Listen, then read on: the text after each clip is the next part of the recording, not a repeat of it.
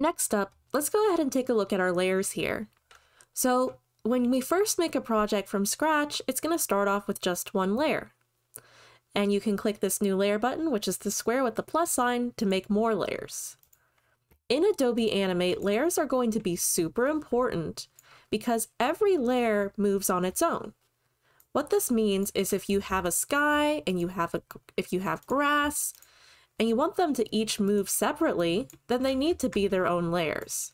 For example, I'm drawing here this kind of grass design, and if I were to go in and try to move it around, it would move the grass around. So if I want those to move around on their own, they need to each be their own layer. And I can go and make a third layer, maybe draw in some clouds along the top too. Last week when we worked with the restaurants, they already had their own layers for us to work with, so we didn't have to worry about that too much. But now that we're trying to go in and draw our own, we'll need to keep track of it.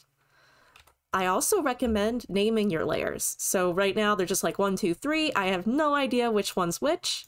So you can double click on the name of the layer, change it to something else to describe what it is.